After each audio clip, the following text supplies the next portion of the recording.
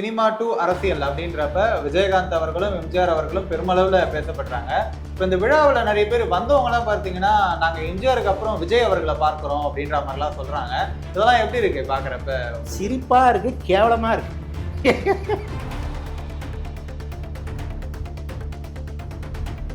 உங்களுடைய விஜய், உங்களுடைய தலைவர் நீங்க அழைக்கப்படுற விஜய் வந்து ஸ்கிரீன்ல தான் ஹீரோ. சிஎம் ஆவதுக்கு எந்த விதமான தகுதியும் கிடையாது. உழைக்காதீங்க, பின்னாடி போகாதீங்க, உங்க டயத்தை வேஸ்ட் பண்ணாதீங்க. அரசியல் ஈடுபாடுக்காக தான் இந்த பரிசு அளிப்பு விழா. அதுமே இதுக்காண்டி தான். ஆனா நீ உண்மையில நல்ல மனுஷனா, நீ அன்னைக்கு 40 லட்ச ரூபா 50 லட்ச ரூபா சம்பளம் வாங்கியிருக்கணும். அதுல நீ 5 லட்ச ரூபாய் உன் தொழிலாளருக்கு பண்ணியிருக்கணும். உன் படத்துல வேலை பார்க்குறானே அவனை நீ கூப்பிட்டு பாராட்டு விழா என்னைக்கா பண்ணியிருக்கியா? வயிறார சாப்பாடு போட்டிருக்கியா?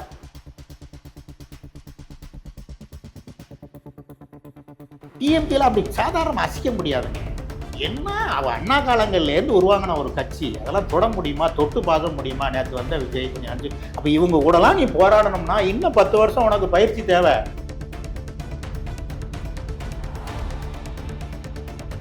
அரசியலுக்கு தகுதியே இல்லைங்க விஜயை பார்த்து. நீட்டை பற்றி அவர் என்ன சொன்னார்? அவன் நீட்டை பற்றி பேசுறதுக்கு விஜய் யாருங்க? அதுதான் நான் சொல்ல வரேன்.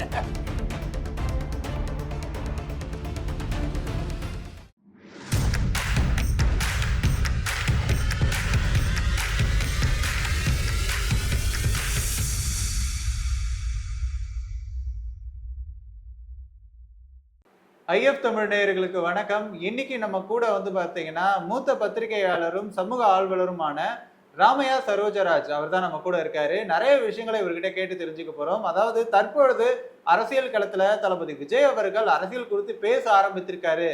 அதாவது ஆளும் கட்சிக்கு எதிராக ஒரு அறிக்கை விடுறாரு. மற்றொரு பக்கம் ஆளும் கட்சி கூட வந்துட்டு தமிழ்நாட்டுக்குள்ள வந்து கை கோர்த்து அப்படி நீட்டுக்கு ஆதரவாகவும் வந்துட்டு அவருடைய குரலை கொடுக்குறாரு. அதாவது நீட் வேண்டாம் அப்படின்ற ஒரு ஆதரவு குரலையும் வந்து அவர் கொடுக்குறாரு. அப்படின்ற மாதிரி பல விஷயங்கள் விமர்சனமா பேசப்படுது. அரசியல் களத்திலும் நிறைய விஷயங்கள் தொடர்ந்து விமர்சிக்கப்படுது. அப்படி நிறைய விஷயங்களை இவர்கிட்ட கேட்டு தெரிஞ்சுக்க போறோம். வணக்கம் சார், எப்படி இருக்கீங்க சார்? நல்லா இருக்கு. பொதுவாகவே ரொம்ப வருஷங்களா திமுக அதிமுக திராவிட கட்சிகள் தான் வந்துட்டு ஒரு முன்னிலையில எப்பவுமே இருப்பாங்க அப்படின்னே சொல்லலாம். இப்போ பாஜக அப்படி வந்து ஒரு அடி முன்னாடி வந்திருக்காங்க. முன்னாடி இருந்ததை விட அவங்க ஒரு அடி முன்னாடி வந்திருக்காங்க அப்படின்னே சொல்லலாம். அதையும் தாண்டி இப்போ நிறைய கட்சிகள் வந்து வளர்ந்து சினிமா நடிகர்கள் வந்து பொதுவாகவே அவங்க நல்ல சினிமா நடிகர்கள் வந்து அரசியல் ஆரம்பிக்கிறத பத்தி என்ன நினைக்கிறீங்க பொதுவாகவே? சார், பிஜேபி வந்து இப்போ கொஞ்சம் முன்னாடி வந்திருக்குன்னு 2 கேள்வி கேட்டிருக்கிறீங்க. பிஜேபி வந்து முன்னாடி வந்திருக்குது, சினிமாக்காரங்க உள்ள வந்த 2 கேள்வி. பிஜேபி வந்து தமிழ்நாட்டை பொறுத்த அளவுக்கு இனி வர முடியாது சார். நான் எனக்கு தெரிஞ்சு இல்ல, அரசியல்ல ஏற்கனவே இருந்ததை விட ஒரு அடி முன்னாடி வந்திருக்காங்க. அது வந்து நம்ம சேர்த்துக்கவே முடியாது. அன்னைக்கு அந்த ரிசல்ட் வரும்போது மட்டும் மைண்ட் வச்சுக்குவாங்க. வெற்றி தோல்வி இதை தான் மக்கள் எடுத்துக்குவாங்க. நீங்கள் வந்து இத்தனை ஓட்டு வித்தியாசம், இத்தனை ஓட்டு உனக்கு இவ்வளோ வங்கி இருக்குது, இதெல்லாம் வந்து கேள்வி கிடையாது மக்களுக்கு. ஜெயிச்சியா தோத்தையா, அது 10 ஓட்டுலையும் சரி 5000 ஓட்டுலையும் தோத்தா தோத்தது தான், ஜெயிச்சது தான். அது இன்னைக்கு வந்து டிஎம்கே டாப்ல இருக்குது.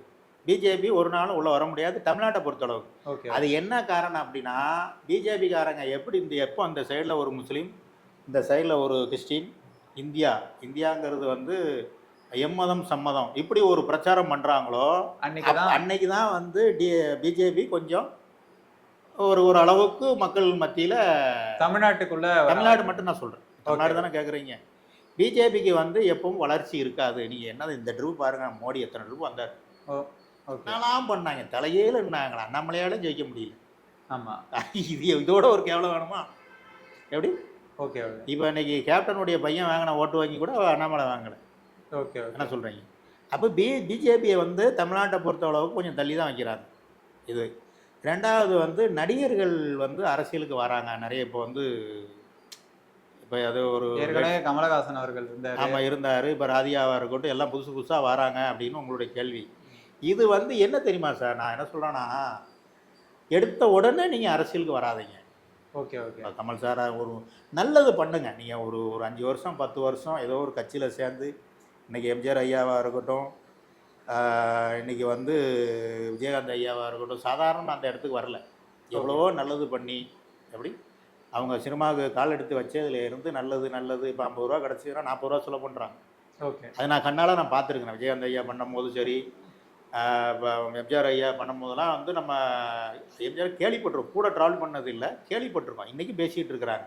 இப்போ அந்த மாதிரிலாம் நீங்கள் பண்ணாமல் உங்கள் குடும்பம் உண்டு சுயநலம் நீங்கள் வாழ்ந்துட்டு ஏதோ உங்கள் பின்னாடி ஒரு 5000 பேர் 10,000 பேர் இருக்கிறாங்க, அது இதை நம்பி நீங்கள் வந்தால் கண்டிப்பாக தோல்வி தான். Okay okay. தமிழ்நாட்டை பொறுத்தவரை தமிழ்நாடு மக்கள் தெளிவாக இருக்கிறாங்க. ம். இதுதான் என்னுடைய ஒரு கருத்து. இப்போ நீங்க வந்து சொல்றதே வச்சுக்கலாம். ஏன்னா சினிமாக்காரர்கள் வந்து அரசியலுக்குள்ள வந்து அரசியல் கத்துக்கிட்டு உள்ள வந்தாங்கன்னா நல்லது அப்படின்ற மாதிரி சொல்றீங்க. 100%. இன்னொன்னு என்னன்னா, இப்போ வந்து அப்படி பார்க்கும்பொழுது இப்போ விஜய் அவர்கள் வந்து அரசியல் கட்சி வந்து துவங்கியிருக்காரு. அவரு நீங்க சொன்னீங்க ரொம்ப வருஷங்களா நல்லது செய்யுங்க அப்புறம் உள்ள வாங்கன்னு. ஏற்கனவே மக்கள் இயக்கம் சார்பா நிறைய நல்ல விஷயங்கள்லாம் தொடர்ந்து செஞ்சிருக்காங்க. இப்போ அரசியலுக்குள்ள வந்து அரசியலா வந்து இப்பதான் கட்சியாவே அறிவிப்பே இப்பதான் கொடுத்திருக்காங்க தமிழக வெற்றி கழகம்னு. அதுக்கு முன்னாடி வரைக்கும் நல்லது எல்லாம் செஞ்சுட்டு தானே இருந்தாங்க. இப்போ அரசியலுக்கு வர்றதுல என்ன தவறு இருக்கு சார்? நல்லது செய்யறதுல வந்து 2-3 கேட்டகரியை நம்ம பிரிக்கலாம். Okay okay. விஜயை பொறுத்த அளவுக்கு விஜய் வந்து எப்படி பண்ணுறாரோ அதே தான் அவங்களுடைய ரசிகர்களும் நல்லா கட்டுடுங்க. கோடிக்கணக்கு இருக்குது சொத்து. இன்றைக்கி வந்து 150 கோடி ரூபா சம்பளம் ஒரு படத்துக்கு, 200 கோடின்னு வைங்களேன், கமிஷன் எல்லாம் சேர்த்து 3 படம் பண்ணால் என்னாச்சு? இன்றைக்கி எனக்கு தெரிஞ்சு 150 கோடி ரூபா சம்பளம் கிட்டத்தட்ட எனக்கு 20 படத்துக்கு மேலே வாங்கியிருப்பார். அப்போ இந்த பண்டு சொத்து, ரியல் எஸ்டேட்டு, பிஸ்னஸ்ன்னு சொல்லிட்டு மாதத்துக்கு எனக்கு தெரிஞ்சு ஒரு வருஷத்துக்கே எடுத்துக்கிடுவோமே, ஓகே ஓகே, 1000 கோடி கண்டிப்பாக வருமானம் வரும். ஓகே. என்னுடைய ஒரு கணிப்பு விஜய்க்கு, விஜய் அவர்களுக்கு 1000 கோடி கண்டிப்பாக வரும். என்னுடைய ஒரு கணிப்பு. ஏன்னா நம்ம ட்ராவல் பண்ணியிருக்கோம். அவங்களுடைய பில்டிங் வருமானமாக இருக்கட்டும், ரியல் எஸ்டேட்டு, பிஸ்னஸில் இன்வெஸ்ட் பண்ணியிருக்குது. Okay okay. இன்னைக்கு டேட்டு என்ன அப்படின்னா 4/7/2024 இன்னைக்கு இந்த பேட்டி. Okay okay. இன்னைக்கு டேட்டில் நான் சொல்கிறேன், வருஷத்துக்கு மினிமம் வந்து 800 கோடி 1000 கோடி வரும் சார். ஓகே. எல்லாம் A to Z சேர்த்து. அந்த பண்டு இவங்க என்ன பண்ணுறாங்கன்னு மட்டும் கேளுங்க. நான் காமெடியாக 2-3 மட்டும் நான் சொல்கிறேன். அதாவது ஒரு தெருவில் போயிட்டு 2 ஓலை, ஒரு தண்ணி கேனு ஒரு ஓலை, ஓகே, சுற்றி போட்டா ஃபுல்லாக விஜய் போட்டால் தான் இருக்கும். Okay okay. அது பட்ஜெட் எவ்வளோ வரும்? மிஞ்சி போனால் 1000 ரூபா வருமா? ஆமாம். இது எப்படி இருக்குது? இப்படி இது இல்லைங்க செலவு. இன்றைக்கி வந்து கள்ளசாராயம் போயிருக்கிறாரு. அங்கே கிரௌடு பார்த்தீங்கன்னா அவர் ஜிம் பாய்ஸுக்கு மட்டும் எனக்கு தெரிஞ்ச ஒரு 25 லட்ச ரூபா செலவு பண்ணியிருப்பார். Okay okay. சீமானம் போகிறாரு, அவர் ஒந்தியே இறங்கி போகிறாரு, தளபதி போகிறாரு, கவர்மெண்ட்டு கொடுக்குற பாதுகாப்பு தான் இது. இவர் ஸ்டாலின், உதயநிதி ஸ்டாலின் போகிறாரு, ஒண்டியாக தான் போகிறாரு. அப்போ இது வந்து பில்டப்பு நான் சொல்லுவேன். அப்போ இது என்ன பெருசாக செலவு இருக்குது? நீங்கள் போனேன், சரி போயிட்டு எத்தனை பேர் செத்துருக்குறாங்க? ஒரு 50 பேர் செத்துருக்குறாங்களா? ஒரு 20 பேருக்கு ஒரு 2 லட்ச ரூபா கவரில் வச்சு, ஓகே, இது எதாவது பண்ணாப்பிலையா? விளம்பரங்க. அதாவது காசே செலவு பண்ணாமல் விளம்பரம். இப்போ அப்படி பார்க்கும்போது விஜய் அவர்கள் வந்து இப்போ இலவசமா வீடெல்லாம் கட்டி கொடுத்தாங்க. அதெல்லாம் ஒரு நலத்திட்டம் தானே? அதெல்லாம் செலவு பண்ணி சார். அந்த நலத்திட்டம் வந்து எதில் சேரும் அப்படின்னா மோடி ஃபண்ட்ஸில் தான் அது சேரும். மோடி தான் அறிவிச்சிருக்கிற வீடு கட்டி தரேன், வைக்க இடம் உங்களுக்கு சொந்தமாக இருக்கணும், அந்த இடத்த பட்டா இருக்கணும் உங்களுக்கு. ஓகே. அப்படி தமிழ்நாட்டில் நிறைய வீடு கட்டி கொடுத்துருக்குறாங்க பிஜேபி. ஓகே. இந்த மாதிரி இவர் வந்து செய்கிறது எல்லாமே வந்து 5000 ரூபா செலவு பண்ணிவிட்டு 5 லட்சத்துக்கு விளம்பரம் தேடுறாருன்னு தான் நான் சொல்லுவேன். இது வந்து ஒரு பில்டப்பு. விஜய் பண்ணுறது எல்லாமே ஒரு பில்டப்பு. இது வந்து மக்கள் ஏமாற மாட்டாங்க, உங்கள் ரசிகர்கள் ஏமாறுவாங்க. விஜய் அப்படி இப்படி பில்டப். ஆனால் நீங்கள் வந்து அரசியலுக்கு வரணும்னா டிஎம்கே தொண்டனும் சரி, ஏடிஎம்கே தொண்டனையும் கன்வின்ஸ் பண்ணி உள்ளே கொண்டு வரணும். அது சத்தியமாக உங்களால் முடியாது. விஜயால முடியவே முடியாது. விஜய் அப்படின்ற ஒரு இடத்துல வந்து மக்களோட மக்களா வந்தா மட்டும்தான் ஒரு கண்டிப்பாக. என்ன உதாரணம் நான் சொல்கிறேன் சார். கமல் சாருக்கு இல்லாத ரசிகராக இவருக்கு இருக்க போகிறாங்க. சின்ன வயசுலேருந்து நடிச்சிட்டு இருக்கிறேன். Okay okay. புரியுதா உங்களுக்கு? உதாரணத்துக்கு அது இல்லாமல் நிறைய சொல்லலாம். பாக்யராஜ் ஐயாவை சொல்லலாம், சரத்குமார் ஐயாவை சொல்லலாம், டிஆரை சொல்லலாம், நவரச நாயகனை சொல்லலாம். ஓகே. இப்படி சினிமாவிலேருந்து வந்தவங்க தானே. ஆமாம். இப்போ விசால் யாரோ வரணும்னு சொல்லிட்டு இருக்கிறாரு, வரமாட்டார். Okay okay. அவரும் சினிமாவில் பிஸியாக இருக்கிறாங்க. அப்போ நீங்கள் இதில் இருங்க. அரசியலுக்கு வரணும்னா விஜயகாந்த் ஐயா என்ன பண்ணார் அதை நீங்கள் ஃபாலோ பண்ணுங்கள். எம்ஜிஆர் ஐயா என்ன அதை ஃபாலோ பண்ணுங்கள். ஓகே. எடுத்த உடனே 2026 எலெக்ஷனு இப்போ ஒரு வருஷமாக அங்கே செத்து கிடக்கா 50-60 பேர் அங்கே போய் தலையை காட்டுறீங்க. இந்த படிச்சுட்டு நல்லா மார்க் வாங்கின பிள்ளைகளை பூரா கூட்டு வந்து அது ஒரு பேட்டி, அது ஒரு இதெல்லாம் என்னங்க வேணும்? இது ஒன்றுமே புரியல. Okay okay. இப்போ உனக்கு நீ இன்னைக்கு 150 கோடி ரூபா சம்பளம் வாங்குறது உழைச்சவன நீ ஒன்றுமே கவனிக்கலையே. பெப்சி தொழிலாளர் ஏதாவது கூப்பிட்டு நீ பண்ணுறியா? 24 கிராஃப்ட் இருக்குது. அதில் வந்து ஒரு 10 மாதத்துக்கு ஒரு 20 பேர் 50 பேரை கூப்பிட்டு வந்து அவனை தோல் வேலை கை கொடுத்து வச்சா உனக்கு வந்து அவ்வளோ பேர் சினிமாக்காரன் பூரா சப்போர்ட் பண்ணுவான். ஆமா. நீ சினிமாக்காரனை வந்து உன் தொழிலாளர்களை வந்து அந்த புழு பூச்சி கொடுக்குற மரியாதை கூட நீ கொடுக்குறதே இல்லை. ஏற்கனவே இந்த சினிமாவுல வந்து அங்க இருக்கவங்களுக்கு எதுவுமே கொடுக்காம இப்ப அரசியலுக்கு வர போறோன்றப்ப மக்களுக்கு நிறைய உதவிகள் செய்றாங்க. மக்கள் ஏமாற மாட்டாங்க, சினிமாக்காரனே பிரச்சாரம் பண்ணுவாங்க. நான் சொல்ல வரேன், சினிமா தொழிலாளர்கள் இன்னைக்கு வயிறார நீ நல்லா இருப்பா அப்படின்னு சொன்னாதான் நீ வந்து நாளைக்கு நாட்டு மக்கள் உன்னை சொல்லுவாங்க. நீ சினிமாக்காரங்க வந்து இன்னைக்கு வந்து விஜயகாந்த் ஐயா நீங்கள் போங்கய்யா நாட்டுக்கு வரணும்யா அப்படின்னு சொன்னது நீங்கள் ஜெயிச்சிருக்கு. எம்ஜிஆர் ஐயா அதே மாதிரி, ஜெயலலிதா வந்து கட்சியில் உழைச்சிருக்கிறாங்க. எம்ஜிஆர் கூடயே ட்ராவல் பண்ணி அது என்ன நல்லது எது நல்லது எது கெட்டது, இதுதான் ஜெயலலிதா 2 ட்ரிப் ஆட்சி அமைக்க முடிஞ்சு. சாதாரணமாக அந்த சீட்டில் உட்கார முடியாதுங்க. இன்னைக்கு தளபதி மு.க. ஸ்டாலின் அவர்கள் உட்காந்துருக்காரு அப்படின்னா என்ன போராட்டம், என்ன சொல்கிறீங்க, என்ன போராட்டம், எவ்வளவு அப்பா நல்லது பண்ணியிருக்கிறாரு, மேயராக இருந்திருக்கிறாரு. ஆக்சுவலாக அவர் கலைஞர் இருந்த வரைக்கும் ஸ்டாலின் அவர்களால் வந்துட்டு டக்குன்னுலாம் அவ்வளோ சீக்கிரத்தில் ஆசைப்பட்டுற முடியல. அவர் எப்போவுமே ஒரு அளவோடைய பையனாக இருந்தாலுமே உழைச்சி தான் வரணுன்ற ஒரு கண்டிப்பாக அந்த கட்டுப்பாடுலாம் நிறைய இருந்தது. இன்னைக்கு சாதாரணமாக அந்த சீட்டில் உட்கார முடியுமா? நீங்கள் கொஞ்சம் நினச்சி பாருங்கள். அந்த சீட்டில் உட்காந்து அவங்களோட பேக்ரவுண்டை ஃபுல்லாக நீங்கள் பாருங்கள். நோகாமல் நொங்கு திங்கியது அப்படின்னா ஜெயலலிதா வந்து ஓபிஎஸ் இபிஎஸை கொண்டு உட்கார வச்சது தான். அந்த மாதிரி ஒரு கேவலமான ஒரு சூழ்நிலை தமிழ்நாட்டு மக்களுக்கு வரவே கூடாது. இனி வந்தது வைக்கக்கேடு, இனி வரக்கூடாது. அந்த மாதிரி அனுபவம் அந்த சிஎம் சீட்டு வந்து எவ்வளோ ஒரு பவரான சீட்டுங்க. இப்போ அந்த மாதிரி ஒரு சூழ்நிலையில தான் இவங்க வந்தாங்க. ஓபிஎஸ் இபிஎஸ் அவங்களால சொலவா நின்று ஜெயிக்க முடிஞ்சுதா? இப்போ எம்எல்ஏ எலெக்ஷனில் இபிஎஸ் ஜெயலலிதா அவர்கள் இருக்கும்பொழுது அவங்க வரல, அதுக்கு அந்த நேரத்தில் வந்துட்டு இந்த பதவி வந்து அவங்களுக்கு போச்சு அப்படின்ற மாதிரி அதுதான் சொல்ல வரேன். அது வந்து ஜெயலலிதா அவங்க சும்மா ஒரு சப்போர்ட்டுக்கு இவங்க 2 பேரும் உட்கார வச்சிடும். ஜெயிச்சு நின்று வர முடிஞ்சுதா? இபிஎஸ் நான் கேட்குறேன், வர முடிஞ்சுதா? ஓபிஎஸ் நின்று வர முடிஞ்சுதா? ஏன் இந்த எம்பி எலெக்ஷனில் ஓபிஎஸ்னால ஜெயிக்க முடியலையே? ஆமாம். அப்போ இதெல்லாம் ஒரு வரலாறுங்க. இதெல்லாம் வந்து விஜய் என்ன சொல்கிறேன், அப்பப்போ புரிஞ்சுக்கிடணும். சும்மா உன் கூட நின்று அப்பாவும் அதானே சொல்கிறாரு, உன் கூட நிறைய பேர் வந்து பில்டப் பண்ணுறாங்க ஐயா, ஓட்டி இந்த இது நம்ம யூடியூப்லேயும் அது இதையும் போட்டு உன்னை பில்டப் பண்ணுறாங்க, நீ ஏமாந்துடாது. அவள் அப்பா சொல்கிறது தான் இப்போ நானும் சொல்கிறேன். Okay okay. அப்படி சிஎம் பதவி வந்து அப்படி லேசான ஒரு பதவி கிடையாது. மாட்டிக்கிட்டு சின்ன பண்ணாம விஜய்க்கு அன்பான வேண்டுகோள். இப்போ அவருடைய ரசிகர்கள் நிறைய இடங்கள்ல போஸ்டர் ஒட்டுறதெல்லாம் பார்க்க முடியும். வருங்கால தமிழ் முதல்வர் அப்படின்னு, தமிழ்நாடு முதல்வர் எல்லாம் போஸ்டர் ஒட்டுறாங்க. அதெல்லாம் பார்க்குறப்ப எப்படி இருக்கு உங்களுக்கு? அந்த மாதிரி சிரிப்பாக தான் இருக்குது. நான் என்ன சொல்கிறேன்னா, ஏப்பா நீ வந்து அவரை தலைவர் கொண்டாடு. ஒரு ஸ்க்ரீனை, அதாவது திரையில் பார்த்து நீங்கள் ஏமாறாதீங்க. ஸ்க்ரீனில் 50 பேரை 100 பேரை இப்போ வந்து இப்போ ஒரு படம் ரீசெண்டாக வந்தது, அது என்ன படம், விஜய்க்கு ஒரு படம் வந்தது, லியோ வந்தது, 200 பேர் அடிக்கிறாரு. Okay okay. எப்படி 200? இதை பார்த்து ரசிகர்கள் நீங்கள் ஏமாறாதீங்க. ஒண்டிக்கு ஒண்டை ஏண்ட சண்டையை என்னையை ஜெயிக்க முடியுமா? Okay okay okay. புரியுதா நான் சொல்லுவது? புரியுதா உங்களுக்கு? ஓகே. நீங்கள் சினிமாவில் என்ன பண்ணுறாரோ அதை ரியல் லைஃப்பில் வந்து பண்ண மாட்டேன். ஒப்பிட்டு பார்க்காதீங்க. அவர் ரசிகர்களுக்கு ஒரு அன்பான வேண்டுகோள். மக்கள் தெளிவாக இருக்கிறாங்க. சினிமா நேரம் போலன்னா பார்த்துட்டு நீங்கள் வந்து சினிமா ரசிகன் என்டர்டைமிங், அவ்வளோதான். Okay okay. இது வந்து ஒரு ஜாலியாக உங்களுடைய மைண்டை ரிலீவ் பண்ணதுக்கு நீங்கள் போகிறீங்க பார்க்குறீங்க. ஓகே, நீ இதே இதை வந்து முதல்வர் ஆகணும் அவர் இங்கே வந்து பண்ணுவாருன்னா முடியாது. இப்போது விஜய் அரசியல் வாழ்க்கையில் அரசியலை பொறுத்த அளவுக்கு விஜய் வந்து 0. சினிமாவில் டாப்பில் இருக்கலாம். இவருக்கு மேலேயும் இருக்கிறாங்க, இவரு கூட சேர்ந்து அவர் 6-7 பேர் இருக்கிறாங்க ஆர்டிஸ்ட், இவர் மட்டும் இல்லை. Okay okay. ஆனால் அதே வெற்றி சினிமாவில் கிடைச்ச வெற்றி அரசியலில் கிடைக்காது. சினிமாவில் இவர் வெற்றி பெறதுக்கு 23-24 யூனியன் உழைக்கிறாங்க, அதனால வெற்றி பெறுறாரு. ஓகே. இவர் சும்மா பொம்மை மாதிரி வராரு கேரவனு அப்படி.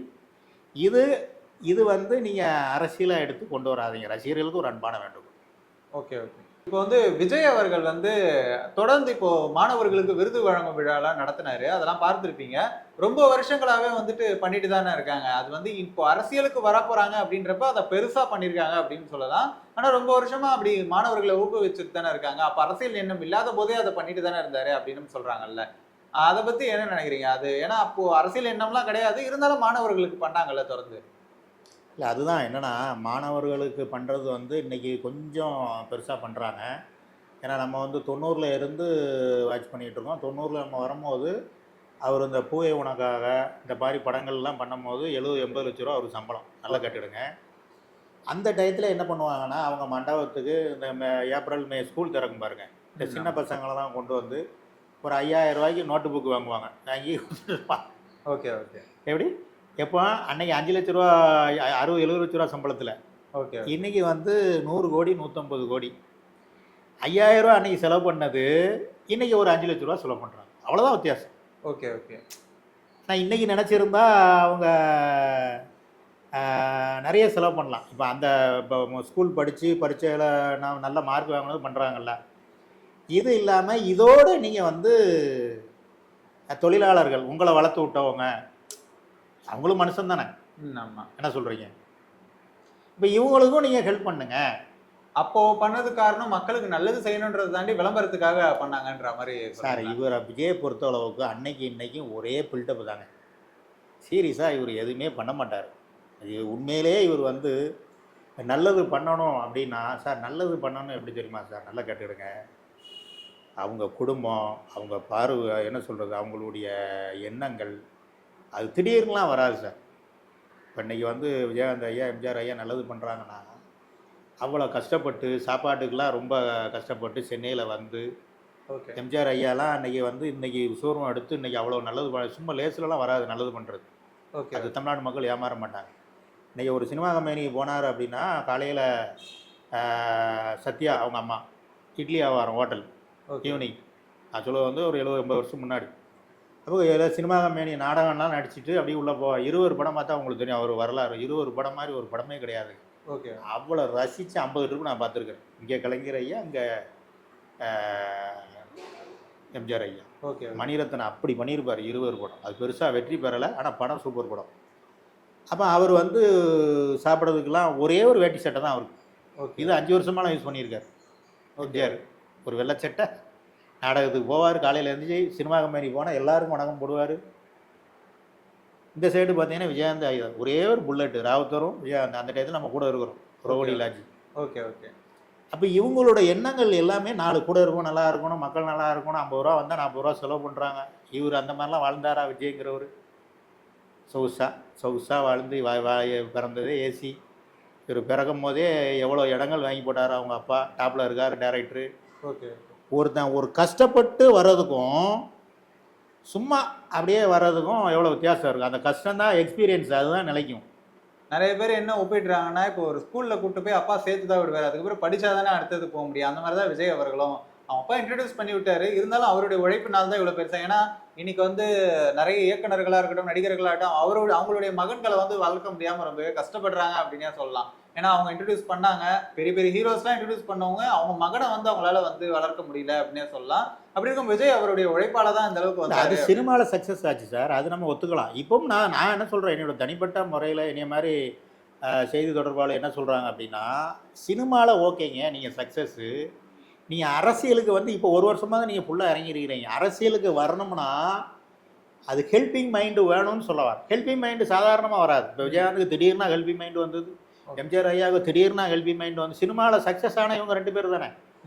இதை தான் நான் பண்ணி நான் சொல்ல வரேன். நீங்கள் புரிஞ்சுக்கிடுங்க. விஜய் ரசிகராக இருக்கட்டும், தமிழ்நாடுடைய கோடிக்கணக்கான டிஎம்கே ஏடிஎம்கே ரசிகர்களாக இருக்கட்டும், ஹெல்பிங் மைண்டு வந்து உனக்கு விவரம் தெரிஞ்சதுலேருந்து வரணும். இப்போ இவர் பண்ணுறது வைக்கிறதெல்லாம் ஐடி பில்டப்பு நான் சொல்ல வரேன். Okay okay. அந்த இடத்த தொடணும், மக்கள் ஓட்டை கவர் பண்ணணுங்கிற மாதிரி பில்டப்பு. இப்போ தளபதி பண்ணுறாரு, இப்போ வந்து இப்போ உதயநிதி பண்ணுறாரு அப்படின்னா அவங்க பரம்பரையாக அந்த ரத்தத்தில் ஒரு கலைஞர் வந்து அந்த ஊறி இருக்கு அவருக்கு. Okay okay. அந்த மாதிரி நீங்கள் என்ன பண்ணுறீங்கன்னா, கடனை ஒரு சைனில் வந்து எத்தனை 1000 கோடி கடனை தள்ளுபடி பண்ணுறாரு. இது இப்போ கலைஞர் ஐயா ஒரு பேட்டியில் ஒருத்தன் கேட்குறான், என்ன பண்ணார் கலைஞர் சொல்லுங்கள். அந்த வீடியோ நீங்கள் பார்த்துருப்பீங்க. இருங்கயான்னு சொல்லிட்டு அந்த பேட்டி எடுத்தவர் படிக்கிறார் 100க்கு மேலே நல்ல காரியம். கைரிச்சா ஒழிச்சார். அதை இவன் கேள்வி கேட்டவன் நான் பேட்டியை முடிச்சுடுறதுன்னு ஓடிட்டான். அப்போ அந்த பரம்பரையில் வந்து அந்த குடும்பத்தில் வந்த தளபதி அவர் லிஸ்ட் எடுத்தாச்சுன்னா என்ன பண்ணார் தளபதி மு.க. ஸ்டாலின்னா அது ஒரு லிஸ்ட் இருக்குது. அப்பாவை தாண்டிட்டாப்புல. இப்போ அவங்க அப்பாவையும் தாத்தாவையும் ஈக்குவலாக நோக்கி போயிட்டு இருக்கிறார் உதயநிதி. Okay okay. அப்போ இதெல்லாம் வச்சு பார்க்கும்போது நீ கடுகளவு பண்ணலையே விஜயை பார்த்து நான் கேட்குறேன், நீ என்ன பண்ண? இதுதான் நடிப்புங்கிறது. அன்னைக்கு 5000 ரூபா 60-70 லட்ச ரூபா நீ சம்பளம் வாங்கிட்டு இருக்குமா, 5000 ரூபாய்க்கு நோட்டு புக்கு வாங்கி சின்ன குழந்தைய கொடுத்து ஏமாற்றிட்டு இருந்த. இன்றைக்கி 150 கோடி ரூபா சம்பளம் வாங்குற, அது 5 லட்சமாக ஆயிருக்கு. அவ்வளோதான் நீ பண்ணுறது. வேற நீ என்ன பண்ண? பெருசா மாற்றம் வந்து அரசியல் ஈடுபாடுக்காக தான் இந்த பரிசு அளிப்பு விழா அதுவுமே அதெல்லாம் அதுவுமே இதுக்காண்டி தான். ஆனால் நீ உண்மையிலே நல்ல மனுஷனா, நீ அன்னைக்கு 40 லட்ச ரூபா 50 லட்ச ரூபா சம்பளம் வாங்கியிருக்கணும். அதில் நீ 5 லட்ச ரூபாய் உன் தொழிலாளருக்கு பண்ணியிருக்கணும். உன் படத்தில் வேலை பார்க்குறானே அவனை நீ கூப்பிட்டு பாராட்டு விழா என்னைக்கா பண்ணியிருக்கியா? வயிறார சாப்பாடு போட்டிருக்கியா? எவ்வளோ படம் ஹிட் ஆகுது, ஓகே படம் முடிஞ்சு போகும். இதெல்லாம் தான் நீ அது விஜயகாந்த் பண்ணியிருக்கிறாரு, எம்ஜிஆர் பண்ணியிருக்கிறாங்க. அந்த தொழிலாளிகள்லாம் வாழ்த்துனாங்க. அந்த ஆசீர்வாதம் தான் மக்கள்கிட்ட போய் சேர்ந்து இன்னைக்கு எதிர்கட்சா விஜயகாந்த் உட்காந்து உடல்நல சரியில்லாதனால அது கொஞ்சம் பின்வாங்கினார். இப்போ வந்து ஆக்சுவலா சினிமா டு அரசியல் அப்படின்றப்ப விஜயகாந்த் அவர்களும் எம்ஜிஆர் அவர்களும் பெருமளவுல பேசப்படுறாங்க. இப்போ இந்த விழாவில் நிறைய பேர் வந்தவங்கலாம் பார்த்தீங்கன்னா நாங்க எம்ஜிஆருக்கு அப்புறம் விஜய் அவர்களை பார்க்கிறோம் அப்படின்ற மாதிரிலாம் சொல்றாங்க. இதெல்லாம் எப்படி இருக்கு பாக்குறப்ப? சிரிப்பாக இருக்குது, கேவலமாக இருக்குது. ஓகே அவங்களாம் கிராமத்தில் இருந்து வந்துட்டு விஜயை பார்த்துட முடியாத ஸ்க்ரீனில் பார்த்து பிரம்மாண்டமாக நினச்சிட்டு நேரில் வந்து பார்க்கும்போது அவன் என்ன பேசணும் வைக்கணும் அவனே மறந்து பேசுகிறான். இது வந்து ஒரு ஆர்வ கோளாறுங்கிறது. ஓகே இந்த ஆர்வ கோளாறு பேச்செல்லாம் நாளைக்கு ஓட்ட ஆகுமானா ஆகாது. புரியுது நான் அது சொல்கிறேன்? எல்லாமே அந்த நேரம் மாற வாய்ப்பு இருக்கு. ஆமாம். இப்போ நீங்களே இப்போ பேட்டி எடுக்கிறீங்க, விஜய் சார் அஜித், இப்போ விஜய் நீங்கள் போய் பார்க்கும்போது தலைவா ஆனால் ஓட்டு போடும்போது மாறிடும். ஓகே ஓகே இதை வந்து விஜய் நம்பக்கூடாதுன்னு நான் சொல்ல வரேன். ரசிகருக்கும் வாக்களிக்கும் ஒரு பொதுமக்களா பாக்குறப்ப ரெண்டுத்துக்கும் வித்தியாசம் இருக்கு. வித்தியாசம் நிறைய 1000% 100% வித்தியாசம் இருக்குங்க. இப்போ இன்னைக்கு வந்து இவரை பற்றி பேசுறது வைக்கிறதுல எல்லாமே வந்து ஸ்க்ரீனில் பார்த்துட்டு இவரை ஓவராக வர்ணிச்சவங்க. அதான் நான் சொன்னோம்ல, இந்த லியோ படத்தில் இன்ட்ரோல் சீனுக்கு அவர் தங்கச்சியை காப்பாற்ற போகும்போது அடிப்பார் 100 பேர். ஆமா அவர் விஜய் ஒண்டிக்கு ஏன்ட்ட சண்டைக்கு வர சொல்லுங்க. ஏன்னா நீங்களும் விஜயும் ஒரே மாதிரி இருக்கிறீங்க உடம்பு. உங்கள் கூட சண்டை போட்டு ஜெயிக்கட்டும். ஓகே ஓகே 10 அடி அடிச்சா நீங்கள் 5 அடி அடிச்சா அவன் காதையாவது கடிச்சு துப்பிடுவீங்க. ஓகே ஓகே அப்போது ரசிகர் விஜய் ரசிகர் நான் என்ன சொல்கிறேன்னா, சினிமாவில் பார்த்துட்டு ஏமாந்து கோஷம் போடாதீங்க. ரியல் லைஃப்பில் அவர் என்ன பண்ணார் என்கிட்ட கேளுங்க, நான் சொல்கிறேன். சினிமா வேற விஜய் ரசிகர் ஒரு 1000 பேர் வரட்டுமா, நான் ஒத்தையில் வரேன். நான் கேட்குற கேள்விலாம் நீங்கள் பதில் சொல்லுங்கப்பா. ஓகே ஓகே நீ விஜய் ரசிகன் தான்ப்பா. நான் கேட்குற கேள்வி நான் ஒரு 10 கேள்வி கேட்க. நீ இதுக்கு 1000 பேர் நீ ஒன்றா வா, நான் ஒண்டியா வரேன், பதில் சொல்ல முடியுமா? ஓகே ஓகே இப்பவும் நடிச்சுக்கிட்டு தான் இருக்கிறாரு. இந்த சின்ன குழந்தை பின்னே நான் சொல்கிறேன், சின்ன குழந்தை அழும் கையில் வச்சுட்டு அவள் அம்மா அங்கே பாருப்பா காக்கா வருது பூனை வருது அது இப்படியே பார்க்கும் ஊட்டுவாங்க. இதே மாதிரி தான் இன்றைக்கி அரசியலுக்கு வரணும்ட்டு மக்களை இன்றைக்கி ஏமாற்றிட்டு இருக்கிறாரு விஜய் நான் சொல்லுவேன். ஓகே ஓகே இப்போ இன்னொன்று என்னன்னா நீங்க சொல்றது வச்சு பார்க்கும்போது இப்போ தமிழக முதல்வராக இருக்கட்டும் இவங்க எல்லாருமே அரசியல்ல ரொம்ப வருஷமா இருந்திருக்காங்க. அவங்க பண்றதுக்கும் விஜய் அவர்கள் புதுசா இப்பதான் வந்திருக்காரு, இவர் பண்றதுக்கும் நிறைய வித்தியாசங்கள் இருக்கும் அப்படின்ட்டு. ஆனா நீங்க சொல்ற இன்னொரு பாயிண்ட் என்னன்னா சினிமாவோட இவ்வளவு வருஷம் இருந்தாருல அங்க என்ன பண்ணிருக்காரு அப்படின்றது ஒரு கேள்வியா சார். இதுதான் சார் என்னுடைய கேள்வி. நான் சினிமாவும் 90ல இருந்து எனக்கு அரசியல் 2 கண்ணு சார். நான் எல்லாரும் கூடயும் ட்ராவல் பண்ணிட்டேன், இன்னைக்கும் ட்ராவல் பண்ணிட்டு இருக்கிறேன். ஓகே ஓகே சினிமாவில் வந்து இன்னைக்கு வந்து ஆசீர்வாதம் நீ ஃபஸ்ட்டு வேங்கு ஒன்றே. இன்னைக்கு 150 கோடி ரூபா நீ நல்ல ஒரு நடிகன் நீ உருவாக்குனது வந்து சாதாரணமாக உங்கள் அப்பா வந்து சும்மா ஏதோ பையனுக்கு ஒரு கடமை மாதிரி ஒரு படத்தை எடுத்து விட்டாரு. உன்னைய உருவாக்குனது விக்ரம் டைரக்டர் பூவை உனக்காக, பாசில் டைரக்டர் காதலுக்கு மரியாதை. அப்போ அதில் உழைச்ச டெக்னீஷியன் இன்னைக்கு காதலுக்கு மரியாதை ப்ரொடியூசர் சங்கிலி முருகன் முடியாமல் இருக்கிறார். நீ ஒரு ரூபா நீ போய் பார்த்தியா? இந்த கேள்விக்கு பதில் சொல்லிட்டு போகும்போது அவன் ரசிகர் விஜய் ரசிகரை பார்த்து நான் கேட்குறேன். எங்கள் அண்ணன் சங்கிலி முருகனை நான் மாதம் போய் பார்த்துருக்கேன். சாலிகிராமத்தில் தான் வீடு. ஓகே பிரசாத் லேபுக்கு பின்னாடி. விஜய் என்னைக்கா நீ போய் பார்த்தியா? ஃபோனில் தொடர்பு பண்ணிட்டியா? காதல் மரியாதை ஒரு படம் இல்லைன்னா விஜய் இல்லைங்க அன்றைக்கி. பூவை உனக்கா இன்னைக்கு அவங்க விக்ரம் சாருடைய வீட்டம்மா அங்கே முடியாமல் இருக்கிறாங்க. ஓபிஎஸ்சில் இருந்து தளபதி ஆர்டர் இட்டு இன்னைக்கு பெரிய பெரிய டாக்டர்லாம் வந்து பார்த்துட்டு இருக்கிறா. நீ போய் பார்த்தியா? ஏங்க விஜயகாந்த்லாம் இன்றைக்கி ஓடி போவாருங்க. ஏன் விஜயகாந்தே வந்து பார்க்கலையே? எங்கள் குருநாதர் விஜயகாந்த் ஐயாவை ராவுத்தர் புலிம்ஸ்னா விஜயகாந்த் ஐயாவை நீ வந்து பார்த்தியா? இறந்ததுக்கு நீ வாரியா செருப்பை கொண்டு ஒருத்தன் எரிஞ்சான். ஆமாம். அப்போ இதெல்லாம் நீ புரிஞ்சுக்கணும் உட்காந்து. உனக்கு இப்போ இன்றைக்கி என்ன குறை? வீடு இருக்குது, 2 பசங்க இருக்கிறாங்க. அரசியலுக்கு நீ மறைமுகமாக சப்போர்ட் பண்ண, உதயநிதிக்கோ இல்லை யாருக்கோ நீ பண்ணு. ஓகே நீ முதல்வர் ஆகணும், முதல்வர் சீட்டில் நீ உட்காரணும்னா அப்போ தமிழ்நாட்டு மக்கள் நான் ஏமா இழிச்சவாயா? கேட்குற கேள்வி புரியுதா தம்பி? நீ அடிப்படை நீ என்ன பண்ண? உன்னைய உருவாக்கியிருக்காங்க. இன்றைக்கி வந்து ஒரு களிமண் கல் மாதிரி இருந்தவனை இன்றைக்கி வந்து 150 கோடி ரூபா சம்பளம். இன்றைக்கி வந்து தமிழ்நாட்டிலே 2 பேர் ரஜினி வாங்குறாரு, இவர் வாங்குறாரு, ஒரு 3-4 பேர் வாங்குறாரு. இந்த அளவுக்கு கொண்டு வந்தவனுக்கு நீ என்ன மரியாதை கொடுத்த?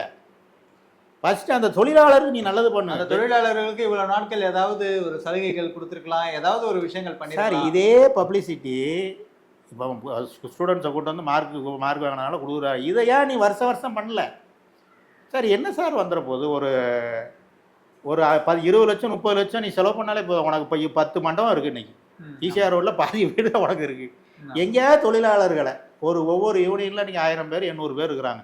ஓகே டேரக்டர் யூனியனாக இருக்கட்டும், டான்ஸ் மாஸ்டராக இருக்கட்டும், டேரக்டர் எல்லா யூனியன், எல்லா ப்ரொடியூசர் யூனியன் எல்லாரையும் ஒரு 10 10 20 கஷ்டப்படுறவங்க யாரும் அந்த யூனியன் கேட்டால் லிஸ்ட் கொடுக்க போகிறாங்க. நீ மாதத்துக்கு இப்படி ஒரு 10 10 பேர் நீ பண்ணலாமே. அதை ஏன் பண்றது அது நீ பண்ணுனேன்னா அவங்க ஆசீர்வாதம் கிடைக்கும், டெக்னீஷியன் ஆசீர்வாதம் உனக்கு கிடைக்குயா. இப்படி ஆசீர்வாதத்தில் வந்தவர் தான் விஜயகாந்த், எம்ஜிஆர் ஐயா. இப்போ விஜயகாந்த் அவர்கள் பத்தி கேள்விப்படும்போது அவர் படத்துல வேலை செஞ்சவங்களுக்கு எல்லாம் படம் ஷூட்டிங் முடியிறப்ப, அந்த படம் முடியிறப்ப நிறைய பேர் கோல்டு எல்லாம் வந்துட்டு பரிசு வாங்கி கொடுத்துருக்காரு அப்படின்ற மாதிரிலாம். அந்த ஆசீர்வாதம் தாங்க இன்னைக்கு அவரை வந்து எதிர்கட்சியா உட்காந்து உடம்பு நல்லா இருந்ததுன்னா இன்னைக்கும் சக்சஸ்ல தான் இருந்திருப்பாரு. ஓகே, 2வது இடத்துல இருந்திருப்பார், டிஎம்கே இடத்துல இருந்திருப்பார். ஆமா. நீ இந்த மாதிரி நீ என்ன பண்ண? விஜய் ரசிகரை பார்த்து கேட்குறேன், படிக்கணக்கான ரசிகர் இருக்கிறாங்களா, நீங்கள் இதெல்லாம் புரிஞ்சுக்கிடுங்க. Okay okay. உங்களுடைய விஜய், உங்களுடைய தலைவர், நீங்கள் அழைக்கப்படுற விஜய் வந்து ஸ்க்ரீனில் தான் ஹீரோ. சிஎம் ஆவதுக்கு எந்த விதமான தகுதியும் கிடையாது. உழைக்காதீங்க, பின்னாடி போகாதீங்க, உங்கள் டயத்தை வேஸ்ட் பண்ணாதீங்க. இப்போ கடைசியா ஒரு விஷயம் என்ன அப்படின்னா, இப்போ நீட்டுக்கு வந்துட்டு நீட்டு வேண்டாம் அப்ப, ஏன்னா வந்து ரொம்ப நாட்களா கேட்டாங்க தமிழக வெற்றி கழகத்தினுடைய நிலைப்பாடு என்ன நீட்ல, அதை பத்தி வாயை திறக்கலையேன்றப்ப ஒரு சமீபத்துல பேசியிருந்தாரு. நீட்டுக்கு ஆப்போசிட்டா எங்களுக்கு வந்து நீட் வேண்டாம், வேணும்னா மத்திய அரசு கீழே இருக்கக்கூடிய காலேஜஸ்ல வேணா நீட் கண்டக்ட் பண்ணிக்கிட்டோம் அப்படின்ற மாதிரி. இப்போ வந்து அவரு அப்படி சொல்லியிருக்கு. அவருடைய கருத்தை வந்து எப்படி பாக்குறீங்க? நீட் வேணான்றது அவருடைய நிலைப்பாடுன்றதை வெளிப்படையா பேசிட்டாரு. இப்போ அந்த ஒரு கருத்தை எப்படி பாக்குறீங்க பாக்குறப்ப? சாரி, நீ பின்னையும் அவர் வந்து நீட்டு சொல்கிறீங்களா, அரசியலுக்கு தகுதியே இல்லைங்க விஜயை பார்த்து. நீட்டை பற்றி அவர் என்ன சொன்னார்? அவன் நீட்டை பற்றி பேசுறதுக்கு விஜய் யாருங்க? அதுதான் நான் சொல்ல வரேன். இந்த ஒரு வருஷமாக நாடகம் பண்ணிகிட்டு இருக்கிறார், நாடகம் நடிச்சிட்டு இருக்கிறாரு, முழு நடிகனாக மாறி நீட்டை பற்றி பேசுறதுக்கு இவ்வளோ நாள் பேசாமல் இன்னைக்கு ஏன் விஜய் வந்து பேசுகிறாரு? விஜய் ரசிகரை பார்த்து கேட்குறேன். Okay okay. அப்போ இதுலேயும் ஒரு சுயநலம் இருக்குது. 1.5 வருஷம் ஆனால் 2026 எலெக்ஷன், அதுக்காக தான் இந்த ஒரு நிலைப்பாடே வந்து சுயநலவாதி, பக்கா கிரிமினல் நான் சொல்லுவேன். பெரிய நடிப்புங்க, நடிகனாக ஆகிட்டு இருக்கிறாரு. அதை நீங்கள் ஏமாறாதீங்க. விஜய் ரசிகர் அன்பான வேண்டுகோள், ஏமாறாதீங்க. மக்கள் ஏமாற மாட்டாங்க. டிஎம்கே மக்கள் டிஎம்கே கூட தான் இருப்பாங்க. ஏடிஎம்கே மக்கள் 40%, நாம் ஏடிஎம்கே தான். டிஎம்கே 80-90%, 85% டிஎம்கேல அவங்க அங்கேருந்து மாறவே மாட்டாங்க. நீ கோடி ரூபா ஒருத்தர் உனக்கு ஓட்டு விடாது, பணத்தை வாங்கிடுவாங்க. உங்ககிட்ட வேணால் ஸ்க்ரீனில் ரசித்ததுக்கு உங்களோட ஒரு ஃபோட்டோ எடுத்துக்குவாங்க. ஆனால் இதெல்லாம் ஓட்டா உனக்கு மாறவே மாறாது தம்பி விஜய். ப்ளீஸ் ஒரு அட்வைஸாக நீங்கள் கொடுக்கணும்னா என்ன விஷயம் சொல்லுவீங்க? அரசியலுக்கு வராதுங்க, இதோட முடிச்சுக்கிடுங்க. ஓகே. இன்னைக்கு வந்து 4/7/2024 என்னுடைய பேட்டி. இது வர செலவு பண்ணது எல்லாமே ஒரு கெட்ட கிணவா நினச்சி மறந்துட்டு விஜய்க்கு சினிமாவில் பயன்படுறாங்க. சினிமாவில் பயணம் பண்ணுங்க. சினிமாவில் அவர் உண்மையாக ஒரு மிகப்பெரிய ஸ்டார். இன்னும் ஒரு 10 வருஷம் சார், 2033, அடுத்தால 2037 வேணால் நீங்கள் போராடுங்க. Okay okay. அப்பவும் வெற்றி கிடைக்கான்னு எனக்கு தெரியாது. ஆனால் இப்போ சுத்தமாக நீங்கள் ஜெயிக்கதே ஒரு கேள்விக்குறியாக தான் இருக்கும். வேணும்னா ஒர்க் தொடர்ந்து களத்தில் வேலை செய்யலாம் அப்படின்றது ஒரு விஷயம். சினிமா விடாதீங்க. இப்போ லாஸ்ட் படங்கிறாரு, லாஸ்ட் படமாக இருக்கக்கூடாது. Okay okay. நீங்கள் சினிமாவில் உங்களுக்கு வெற்றி, நீங்கள் சினிமாவில் உங்களை வச்சு இன்றைக்கி டெக்னீஷியன் நிறைய வாழ்ந்துட்டு இருக்கிறாங்க, தேட்டருக்காரங்க நிறைய வாழ்ந்துட்டு இருக்காங்க, டிஸ்ட்ரிபியூட்டர் நிறைய வாழ்ந்துட்டு இருக்கிறாங்க. ஓகே. வருஷத்துக்கு 2 படம் வருது, நிறைய படம் தோல்வினாலும் ஓரளவு சம்பாதிக்கிறாங்க. ஓகே. அப்போ இதை நீங்கள் விடாதீங்க. அரசியலுக்கு போனால் இந்த வெற்றி அங்கே கிடைக்காது. சும்மா நீங்கள் எங்கே போனாலும் ஒரு 1000 பேர் உங்களை கூடி நிற்பான ஒழிஞ்சு இதெல்லாம் ஓட்டாக மாறாது. அதனால அரசியல் மேபி அடுத்த ஃபியூச்சரில் வர்றதுக்கான அரசியல் பயிற்சியாக தான் அவர் எடுத்துக்கலாம். 2032, 2037, இப்போ அந்த 37லே நீங்கள் போராடலாம் சொல்ல வரேன். ஏஜ் கம்மி தானே. ஓகே. இன்னொரு 10 வருஷம் கண்ணை மூடி முடிக்க கூட போயிட போகுது. அதுக்குள்ளே நீங்கள் சம்பாதிங்க, உங்கள் பொண்ணை கட்டி கொடுங்க, உங்கள் பையனை கட்டி கொடுங்க, ஃபேமிலியை ஸ்டடி படுத்து உங்கள் அப்பா அம்மாவை கூட வச்சு நல்லா அவங்கள ஒரு கடவுளாக. இப்போ நான் அப்படி தான், எங்கள் அப்பா அம்மா தான் வழிபட்டுட்டு இருக்கேன். நீங்கள் நல்லா இருக்கு, கடன் இல்லை, நோய் இல்லை, எதிரி இல்லைன்னா எங்கள் அப்பா அம்மா டெய்லி காலையில் எழுந்து கும்பிட்றேன். அவங்க தான் தெய்வம், அதுக்கு மேலே ஒன்றும் இல்லை. நீங்கள் அவனே தூக்கி 2 பேரும் வெளியே போட்டிய. Okay okay. அப்போ இந்த ஆசீர்வாதம் உனக்கு எப்படி வரும்? அதனால் அது எல்லாம் சரி பண்ணிவிட்டு எல்லாம் இன்னொரு 10 வருஷம் கிடக்குங்க. சரி பண்ணிவிட்டு சினிமாவில் நடிச்சுட்டு ஃபஸ்ட்டு பெப்சி தொழிலாளருக்கு நீ நல்லது பண்ணு மாதம். Okay okay. உன் கூட வேலை பார்த்துட்டு இருக்கிறான் படத்தில், அவனை நீ நல்லது திருப்தி பண்ணு. சாப்பிடும் போது யாரும் வரக்கூடாது, கேரவனில் சாப்பாடு எல்லாம் வச்சுட்டு எல்லோரும் வெளியே போயிடணும். இவர் கொஞ்சம் கொஞ்சம் சாப்பிட்டுட்டு அப்படி வெளியே. இதெல்லாம் என்னங்க, எங்கள் எம்ஜிஆர்லாம் இன்றைக்கி 50 பேர் கூட உட்காந்து சாப்பிடுவார். ஓகே. விஜயகாந்த் ஐயா அதே மாதிரி தான், 10 பேர் கூட இல்லைன்னா அவர் சாப்பாடு இறங்காது. Okay okay. அப்போ அந்த பண்பு எப்படி இருக்குது, இந்த பண்பு எப்படி இருக்குது? அந்த பண்பெல்லாம் இருந்தால் மட்டுமே சக்ஸஸ் பண்ண முடியும். இன்னைக்கு விஜய் கமல் இருந்தார், கமலை பற்றி ஒரு நிமிஷம் சொல்கிறேன். வருவார் போவார், அப்படி ஷூட்டிங் ஸ்பாட்டில் வருவார், யாரையும் மதிக்க காட்டி உயிரை கொடுக்குறான், லைட்டில் அங்கே மேலே தொங்குறான், டூப் போடுறான், எவனையும் மதிக்க கிடையாது, வந்துட்டு போகிறது. இன்னைக்கு அவராலே ஜெயிக்க முடியல எம்எல்ஏ கோயம்புத்தூரில். ஆமாம். அது ஹெல்ப் வந்து பரம்பரையாக வரணுங்க. அரசியல் தலைவரா வரணும்னா மக்களோட மக்களா இறங்கினா மட்டும்தான். அது ஆரம்பத்திலேருந்து வந்திருக்கணும்.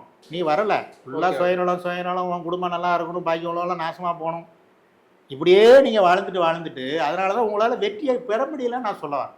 கண்டிப்பா ஒரு ஃபைனல் அட்வைஸா வந்துட்டு அரசியலுக்கு வந்து நீங்க பயிற்சி எடுத்துக்கலாம், ஆனா வின் பண்ண முடியாது. 2026ன்றது உங்களுக்கு 100க்கு 100 உண்மை சார். இன்னைக்கு வந்து 40க்கு 40 டிஎம்கே ஜெயிக்கும் நான் சொன்னேன். ஓகே. இன்னைக்கு எம்பி எலெக்ஷனில் நிறைய பந்தயம் இல்லை, ஒரு அன்பான வேண்டுகோளாக வச்சோம், ஒரு சும்மா வாக்குவாதத்தில். ஓகே. 40க்கு 40 ஜெயிச்சுது, நான் தான் ஜெயித்தேன். ஆனால் இருந்தாலும் என்னுடைய குருநாதர் கேப்டன் பையன் ஜெயிக்கணும்னு ஒரு ஆசை இருந்தது. சரி, அவர் நம்ம கூட இருந்துட்டோம், அங்கேயே இருந்தோம். ஓகே. அவரும் தோத்துட்டு, அப்போ 40க்கு 40 வெற்றி, நான் தான் ஜெயித்தேன். நம்ம நண்பர்கள் எல்லாம் தோத்துட்டாங்க. ஓகே. இதுதான் என்னுடைய அனுபவங்கள் நான் சொல்ல வரேன். ஏன்னா எதிர்கட்சியாக இருக்கும் போதே 39 ஜெயிச்சாங்க டிஎம்கே. இப்போ ஆளுங்கட்சி எப்படி ஜெயிக்காமல் இருப்பாங்க? இதுதான் என்னுடைய டாட்டு, ஜெயிச்சுட்டாங்க. அதனால அடுத்த எலெக்ஷனும் அவங்களே வர்றதுக்கு நிறைய வாய்ப்புகள் இருக்கு அப்படின்றதுனால டிஎம்கே தான் சார். நான் 2026லையும் டிஎம்கே, 2032லையும் டிஎம்கே. ஏன்னா அந்த அளவுக்கு ஒர்க் அவுட் பண்ணிட்டு இருக்கிறாங்க. ஓகே. இப்போனா அவங்களுக்கு பிரச்சனை கிடையாது. நல்லது நல்லது நல்லது நல்லது நல்லது நல்லது நலத்திட்ட உதவிகள் நிறைய இன்னமும் இருக்குது. அதனால அடுத்த எலெக்ஷன்லயும் இந்த இவங்களெல்லாம் பீட் பண்ணி நீ வரணும்னா கொஞ்சம் நினைச்சு பாரு பார்ப்போம். விஜய் ஒரு இடத்துல நின்று அவராலே ஜெயிக்க முடியாது நான் சொல்ல வரேன். ஓகே. அந்த கடுமையாக அவளை வேணா. இப்போ நான் கத்துனாரு யாரு? அண்ணாமலை கோயம்புத்தூர்ல. அவரு ஜெயிச்சிருந்தா என்ன நான் பேட்டியே கொடுக்க மாட்டேன். அந்த அளவுக்குலாம் முடிவு பண்ணியிருக்கு. ஓகே. ஓகே. முடிஞ்சுதா? டிஎம்கேல அப்படி சாதாரண அசிக்க முடியாதுங்க. என்ன அவள் அண்ணா காலங்கள்லேருந்து உருவாங்கின ஒரு கட்சி, அதெல்லாம் தொட முடியுமா, தொட்டு பார்க்க முடியுமா? நேற்று வந்த விஜய் கொஞ்சம் நினச்சி, அப்போ இவங்க கூடலாம் நீ போராடணும்னா இன்னும் 10 வருஷம் உனக்கு பயிற்சி தேவை. ஓகே. ஏதோ உன் கூட இன்னைக்கு 1,50,000 ரசிகர் இருக்கான், உஸ்பேத்துவான். அதை தான் அவள் அப்பாவும் சொல்கிறாரு. ஓகே. கூட இருக்கிறவங்களாம் பில்டப் பண்ணுறாரு. அவரு சந்திரசேகர் சார் பேட்டியை நான் சொல்கிறேன். ஓகே. ஓகே. அந்த சுசி ஆனந்தா அவர்லாம் வந்து யூடியூப்பில் அப்படி இப்படின்னு போட்டு இவரை பில்டப் ஏற்றுறாங்க. அவர் சொல்கிறாரு, அவள் அப்பா சொல்கிறாரு. அதுதான் உண்மை. இதை நம்பி தான் இவர் வராரு. ஓகே. ஓகே. ஆனால் சக்ஸஸ் அடைய முடியாது சினிமா நம்ம அரசியல்ல. அதனால ஷார்ட்டா ஒரே விஷயம் விஜய்க்கு ஒரு அட்வைஸா சொல்லணும்னா, நீங்க அரசியல் வேண்டாம், சினிமாவில் ஸ்டாராகவே இருந்துருங்க அப்படின்னு. அரசியல் கனவே காணாதீங்க. கனவு வந்தால் கூட எரிஞ்சு தண்ணியை குடிச்சு படுத்துருங்க. அரசியல் வேண்டாம் உங்களுக்கு. ஓகே. 2026, 32, 2037 வேணா ட்ரை பண்ணு. அப்போ வேணா அப்போ வந்து உதயநிதி ஸ்டாலின் அப்படி நிற்பாரு. அப்பவும் கஷ்டம்தான். ஓகே. ஓகே. என்ன ஒரு ட்ரை பண்ணி பாருங்க. ஏன்னா உடம்பு முடியாது, நடிக்க முடியாது. அந்த டயத்தில் நீங்கள் ட்ரை பண்ணி பாருங்க. அப்போ இன்னொரு டைம் கிடக்கு, 10 வருஷம் இருக்கு. 10-12 வருஷம் முடிஞ்ச அளவுக்கு சினிமா தொழிலாளர்களை திருப்தி பண்ணுங்க, உங்கள் கூட உள்ளவங்களை திருப்தி பண்ணுங்க. அதுக்கப்புறம் உங்கள் ரசிகரை திருப்தி பண்ணுங்க. ரசிகர்லாம் 3வது தான். ஓகே. ஃபர்ஸ்ட் நம்பர் 1 பெப்சி தொழிலாளர், அவங்கள நீ திருப்தி பண்ணு. சினிமாவுக்காக உழைச்சவங்களுக்கு சினிமாவில் இருக்க ஒரு நபர் உதவி கண்டிப்பாக வேணும் சார். இன்னைக்கு 150 கோடி ரூபா ஒரு கல்லுங்க. ஃபர்ஸ்ட் படம்லாம் நாளை தீர்ப்புலாம் பார்க்கும்போது வெறும் பாறை கல். ஓகே. ஓகே. இன்னைக்கு அவரை செதுக்குனது விக்ரமு, பாசிலு, எவ்வளோ டேரக்டரு. இது வரைக்கும் அவர் கூட இருந்தவங்களே இருக்கட்டும், இது வரைக்கும் ஒர்க் பண்ண டெக்னீஷியன்ஸாக இருக்கட்டும், எல்லாருக்கும் ஒரு மரியாதை செய்தார்னா, சினிமா விட்டு விலகும் போது அந்த ஒரு மரியாதைகள்லாம் அவர் செய்யும் போது அது பெருசாக கண்டிப்பாக பேசப்படும். கேப்டன்லாம் நடிகர் சங்கத்தை அப்படி உருவாக்கி எவ்வளோ கடனில் இருந்தது, வெளிநாட்டில் அப்படி பண்ணி, ஐயோ எவ்வளோ நல்லது. இன்னைக்கு அவ்வளோ கூட்டம் வருதுன்னா அதில் நீ ஒரு கடு அளவோட நீ இன்னும் பண்ணலையே. ஓகே. அப்போ இவங்களை நீ திருப்தி பண்ணு. ஒரு 10 வருஷம் உனக்கு கிடக்குது. இவங்களெல்லாம் திருப்தி பண்ணிட்டு அவங்களே உன்னை வழி அனுப்பி. நடிகர் சங்கம் தலைவராக இருந்தாருங்க. அரசியல் ஆரம்பித்த உடனே, கட்சி ஆரம்பிச்சோன்னா வேண்டாம், எல்லாரும் இன்னைக்கு 25,000 தொழிலாளரே இவரை விஜயகாந்த் வந்து அனுப்பிச்சி வச்சாங்க, நீ அங்கே நல்லது பண்ணு அப்படின்னு. ஓகே. ஓகே. அதனால அவர் சக்சஸ். எம்ஜிஆர் அதே மாதிரி. அதுல நீ கடுகளவோட நீ பண்ணலையே. அதே போல இதுக்கப்புறம் வந்து பண்ணாருன்னா நல்லா இருக்கும்ன்றது உங்களோட. இதுக்கப்புறம் நீ பண்ணாலும் ஒரு நடிப்பு தான் ஏற்றுக்குவாங்க. இவன் நடிக்கிறாயா, இவ்வளவு நாள் பண்ணாதுதான் இப்போ பண்ண. இருந்தாலும் ஒரு அளவுக்கு சந்தோஷப்படுவாங்க. 25,000 பேர் சந்தோஷப்படுறாங்களே, என்ன ஒரு 5,000 பேரே நீ திருப்தி பண்ணுங்கிற. இதுக்கப்புறம் அந்த விஷயங்கள்லாம் பண்ணிட்டு அரசியல் நிறையவே அனுபவங்களை கத்துக்கிட்டு இதுக்கப்புறம் அரசியல் வந்தா நல்லா இருக்கும். விஜய்க்கு ஒரு சக்சஸ் இருக்கும் அப்படின்றது. இப்போ வந்து தமிழ்நாடு அரசியலா இருக்கட்டும், மத்திய அரசியலா இருக்கட்டும், இப்படி நிறைய விஷயங்களை இந்த ஒரு காணொலி மூலியமா நம்ம நிறைய விஷயங்களை இவர்கிட்ட கேட்டு தெரிஞ்சுக்கிட்டோம். இதே போல மற்றொரு நேர்காணல்ல நம்ம நிறைய விஷயங்களை கூட பேசி தெரிஞ்சுக்கலாம். நன்றி, வணக்கம் சார். நன்றி. உங்களின் நண்பன் ராமையா சரோஜராஜ். உடனுக்குடன் செய்திகளை அறிந்து கொள்ள IF தமிழ் பெல் ஐக்கனை கிளிக் செய்யுங்கள்.